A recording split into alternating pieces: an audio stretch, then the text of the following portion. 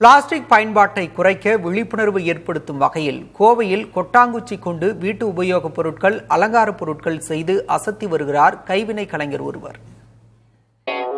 Corona காலத்தில் பலரும் வீட்டில் முடங்கியிருந்த நிலையில் நேரத்தை பயனுள்ளதாக மாற்றியிருக்கிறார் கோவை ரத்னபுரியை சேர்ந்த தனியார் நிறுவன ஊழியர் அஜித்குமார்.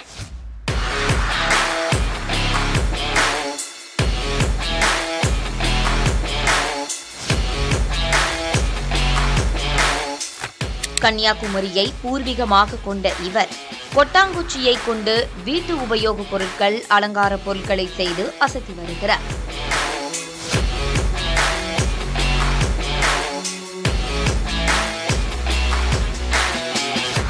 பிளாஸ்டிக்கை தவிர்ப்பதை நோக்கமாக கொண்டே இவற்றை செய்து வருவதாக தெரிவிக்கிறார் அஜித்குமார். வீட்டுக்கு தேவையான பொருள் தான் இப்போ எல்லாமே பண்ணிட்டு இருக்கோம். அந்த பவுல்ஸு, கண்டெய்னரு, அந்த உப்பு ஜாடி, அந்த புளி போட்டு வைக்கிறது, இதெல்லாம் போட்டு வைக்கும்போது என்னன்னா ஈரத்தன்மை இது அப்சர்வ் பண்ணிடும். பண்ணும்போது அது உள்ள ஈரத்தன்மை இருக்காது. அப்போ நல்ல லாங் லைஃபாக அந்த பொருள் கெட்டு போகாது. நாங்கள் ரொம்ப வருஷமாக யூஸ் பண்ணிட்டு இருக்கனால அது உங்களுக்கு தெரியுது.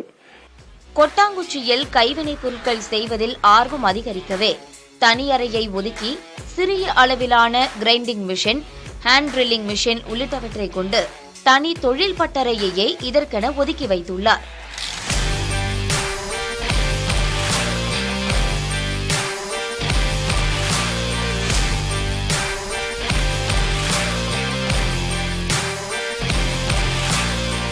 பொழுதுபோக்கிற்காக தொடங்கிய இந்த வேலையால் தற்போது சிறிதளவு வருமானமும் கிடைக்க ஆரம்பித்துள்ளதாக கூறுகிறார்.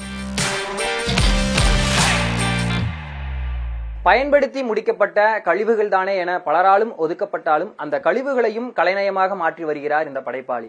புதிய தலைமுறைக்காக கோவையிலிருந்து ஒளிப்பதிவாளர் தீபனுடன் பிரவீன்.